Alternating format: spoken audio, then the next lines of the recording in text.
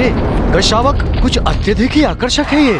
पकड़ो इस शावक को, ये भागने ना पाए। पीछा करो उसका।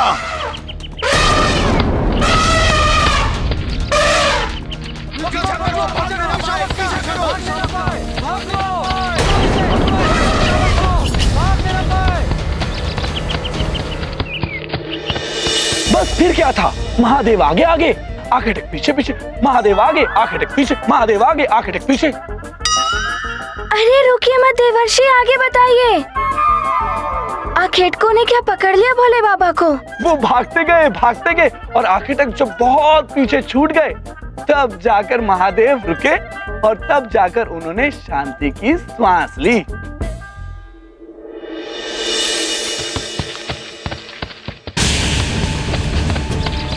कहाँ गया?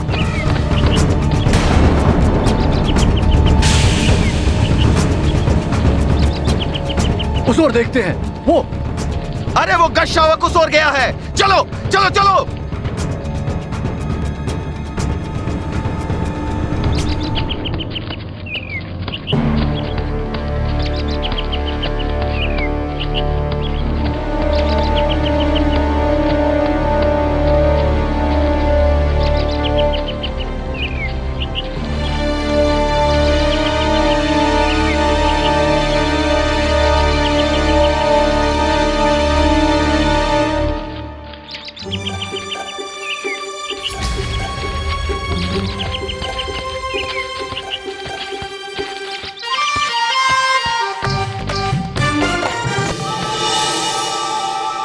नारायण नारायण, गज कभी भी गुफाओं में तो रहते नहीं है।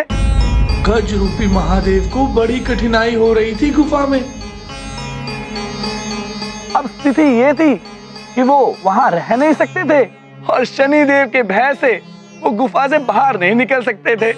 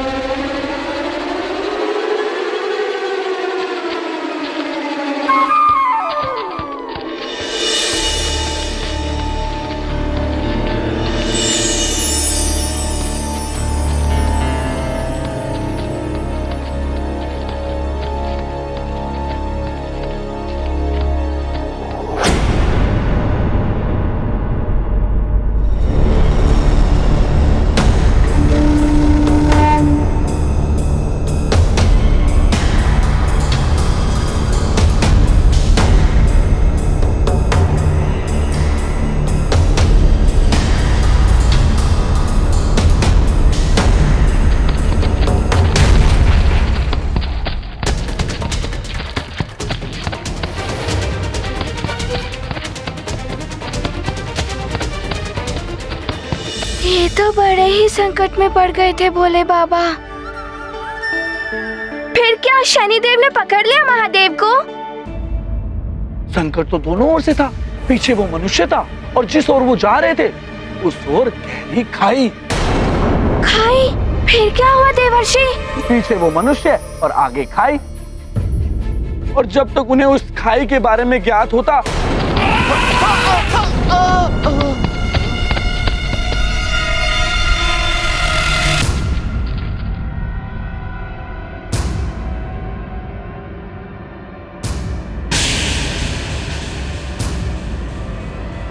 गजराज, उस ओर कहाँ भागे जा रहे हो?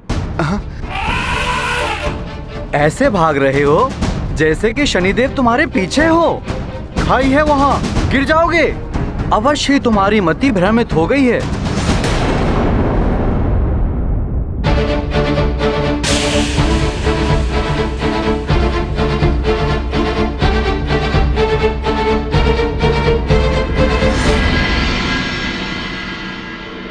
नारायण नारायण। प्रणाम देवेश्वरी। प्रणाम देवऋषि नारद। कोई समाचार? अभी तक तो कोई समाचार नहीं है देवी। सूर्य अस्त होने को है, नियत समय भी समाप्त हो गया है। प्रतीत होता है शनिदेव महादेव को ढूंढ नहीं पाए हैं।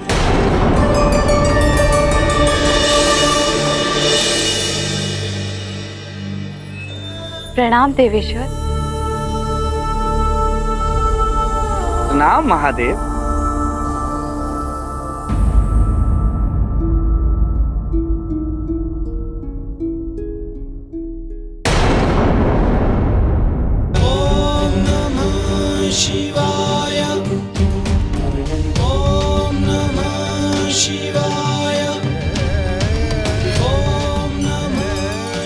बधाई हो स्वामी, आपको शनिदेव ढूंढ नहीं पाए। मुझे ढूंढना इतना सहज नहीं था, भेस ही बदल लिया था मैंने। नारायण नारायण। अच्छा, किसका भेष धारण किया था आपने? गज का रूप धारण किया था मैंने। फिर कैसे पहचानते शनिदेव मुझको? हाथी? प्रभु, फिर आपने भोजन क्या किया, या फिर सारा दिन यूं ही रहना पड़ा? वही खाया जो अन्य गजों ने खाया। क्या खाया प्रभु? घास। घास खानी पड़ी मुझे।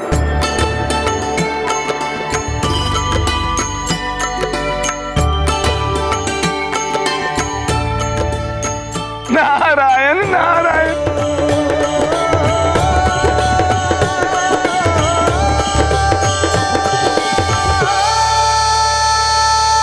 प्रभु, आपने घास खाई? मुझे हरी हरी घास बड़ी प्रिय है, आपको कैसी लगी? प्रभु, आप बड़े ही क्लांत दिखाई दे रहे हैं।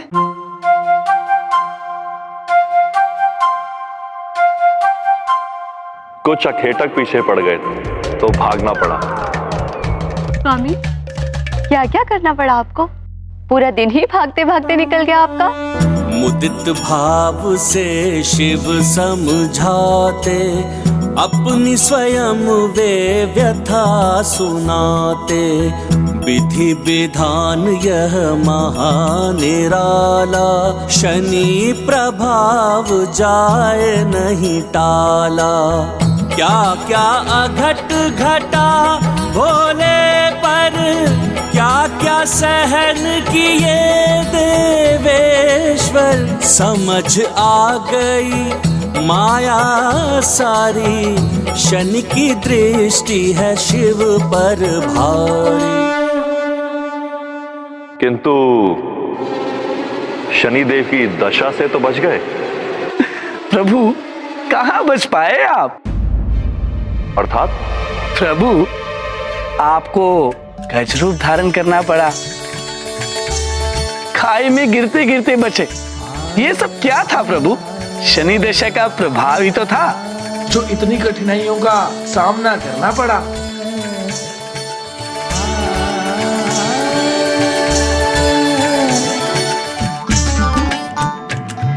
हम त्रिदेव जगत के सृष्टा हैं, किंतु हमें भी नियति के समक्ष विवश होना पड़ता है। जीवन के सुख दुख और उत्थान पतन को भोगना ही पड़ता है। अर्थात जो होना है वो होकर रहता है। मैं जितना परिस्थितियों से बचने के लिए भागता रहा, उतना ही परिस्थितियों में गिरता रहा। परिस्थितियों का सामना दृढ़ता के साथ करना चाहिए। नारायण नारायण। अर्थात शनिदेव की महादशा के कारण भोले बाबा को इतना कुछ सहना पड़ा। वो सब शनिदेव के महादशा के कारण हुआ। हाँ हनुमान, ऐसी ही कष्टदायक होती है शनिदेव की दृष्टि। इससे कोई बच नहीं सकता। पुत्र हनुमान, कथा तो तुमने सुन ली, पर इससे क्या सीख मिली? यही कि शनिदेव के दुष्प्रभाव से कोई भी नहीं बच सकता। ये तो कथा हुई पुत्र, सीख क्या मिली तुम्हें?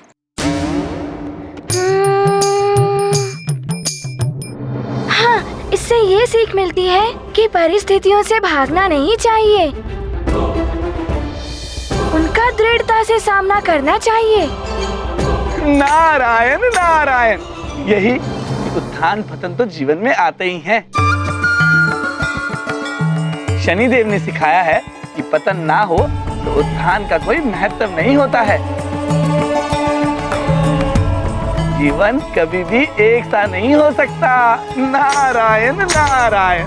हाँ, बुरे समय से ही अच्छे समय के महत्व को जाना जा सकता है, और ये भी कि परिस्थितियों से भागने से परिस्थितियाँ भी पीछे पीछे भागती हैं। किंतु ऐसी ही विकट परिस्थिति अब चंद्रदेव के समक्ष आ रही है।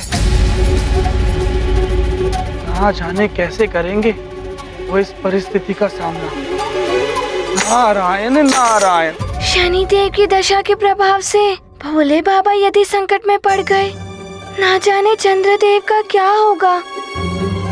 हनुमान, ये ग्रह गोचर के योग अटल होते हैं। अब चंद्रदेव इस आने वाले संकट का दृढ़ता से सामना करते हैं या बचने के लिए उपाय निकालते हैं, ये तो समय ही बताएगा।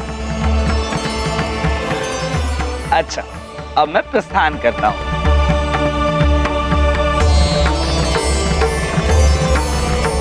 प्रणाम देवर्षि। प्रणाम देवर्षि। आयुष्मान भव। नारायण नारायण।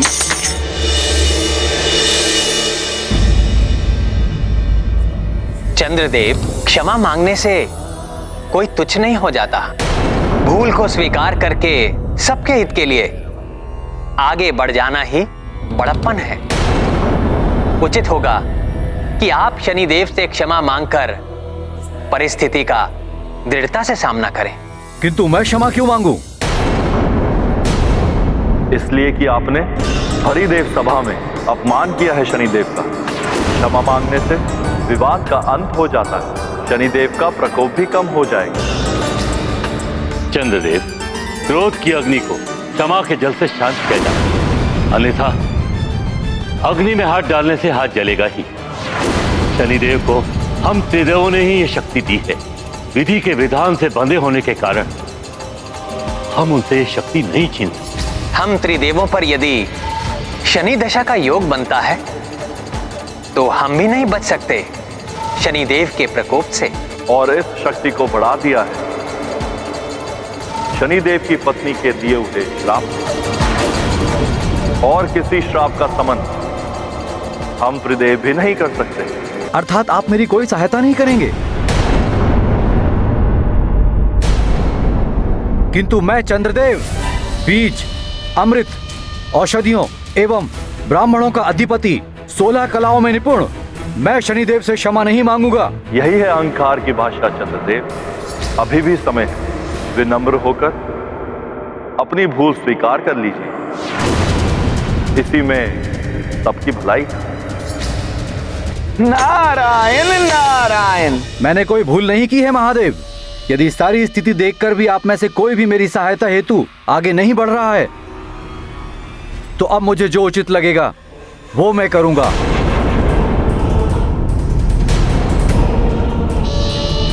प्रणाम।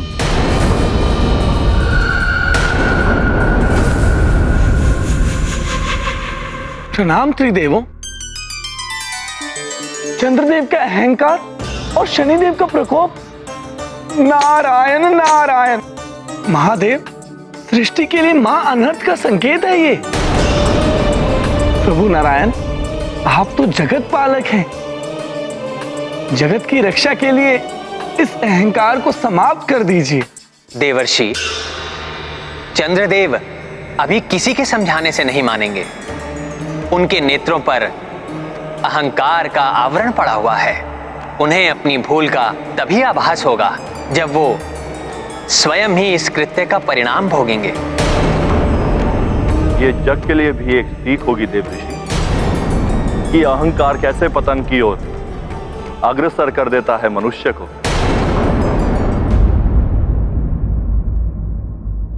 महापूर्णिमा अमृतमय उबार, चंद्रलोक असंतुलित, शनि दशा, चंद्रदेव का मस्तिष्क असंतुलित। प्रजापति दक्ष से गुहार लगाते हुए त्रिदेवों के पास भटकते चंद्रदेव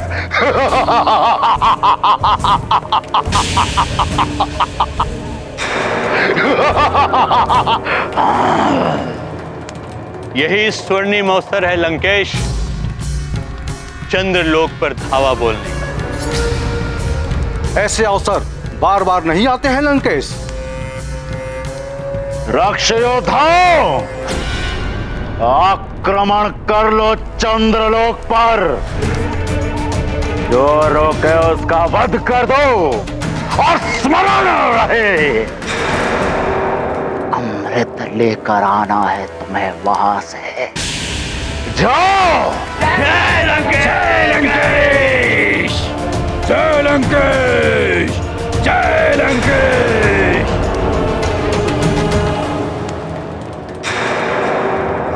ये वरदानी राक्षस नारायण अवतार के अतिरिक्त किसी अन्य के हाथों इनकी मृत्यु कभी नहीं हो सकती। वो देवता इनका कुछ भी अहित नहीं कर पाएंगे। बहुत चतुराई का कार्य किया है तुमने लंकेश, बहुत अच्छे। दैत्य गुरु, लंकेश का जाना मृत्यु को निमंत्रण देना था। श्वसुर श्री, नेत्र बंद करके लक्ष्य नहीं साधता है रावण। उचित है लंकेश, क्योंकि जिस स्थान पर अमृत को रखा गया है वहां पर वही पहुंच सकता है जो अवध्य है। देवताओं से तो मैं अवध्य हूं ही, किंतु अमर होने के लिए मेरा अमृत पान करना आवश्यक है। और अब अमृत पान करने से मुझे कोई नहीं रोक सकता। तो बालकों, ये थी भोले बाबा और शनि देव की कथा। ये सब ध्यान रखना, जब भी तीव्र वेग से दौड़ना हो तो संभल कर दौड़ो, आगे खाई भी हो सकती है। पाँव ना रुके तो सीधा खाई में। यदि शनि देव ही पीछे पड़ गए तो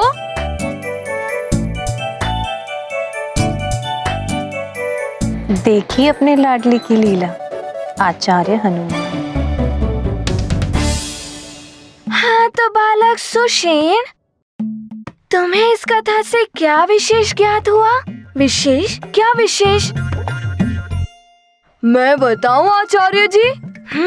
उचित है। तो तुम ही बताओ बालक नल। विशेष बात इस कथा से ये ज्ञात होती है कि शनि देव की शक्तियाँ अकाट्य हैं। उनकी दशा से तो महादेव भी नहीं बच सके। महादेव, विष्णुदेव, ये सत्य है कि शनि दशा के प्रभाव को कोई समाप्त नहीं कर सकता, किंतु ये भी सत्य है कि अनियंत्रित शक्ति सदैव अनर्थ का कारण बनती है। शनिदेव अपने क्रोध के कारण निरंकुश हो रहे हैं। उनकी निरंकुशता पर अंकुश लगाना अति आवश्यक है। ब्रह्मदेव, अग्नि के शमन के लिए जल है, धूप की तपन के लिए छाया है। अब समय आ गया है जब शनिदेव के प्रकोप पर भी अंकुश लगाने वाला कोई आएगा।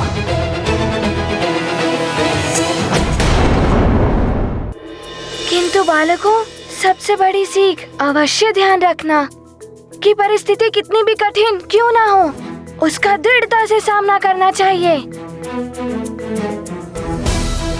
कठिन परिस्थिति में जो अपना चरित्र नहीं खोता, वो ही परिस्थिति पर विजय पाता है। प्रणाम महाराज। प्रणाम महाराज।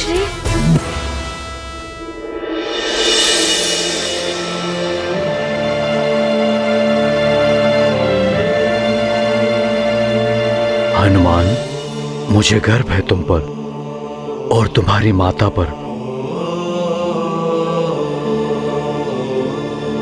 कि तुम्हें इतने अच्छे संस्कार दिए और सीख दी।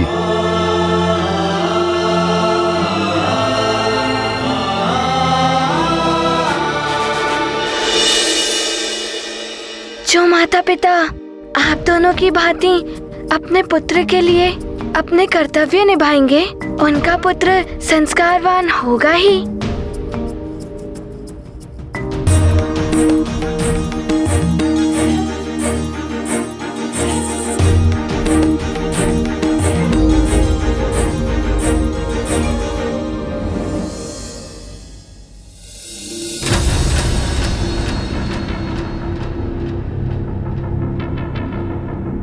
लगता है चंद्रदेव के दर्शन अभी तक नहीं हुए। माँ, यदि चंद्रदेव उदित नहीं होंगे तो आप तीनों दिन उनकी प्रतीक्षा में भूखी ही रहेंगी। यही संकल्प लिया है मैंने पुत्र। 3 दिन पश्चात अर्थात महापूर्णिमा को चंद्र दर्शन एवं पूजन के पश्चात ही मेरा व्रत पूर्ण होगा।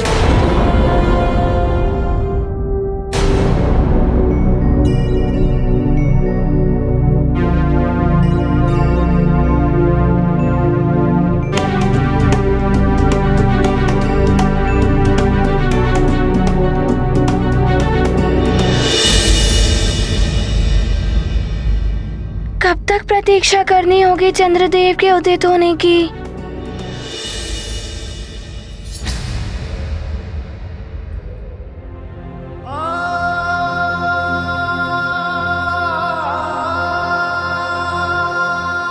शीघ्र दर्शन दीजिए चंद्रदेव। मेरी माँ ने प्रातः काल से अभी तक कुछ भी ग्रहण नहीं किया है।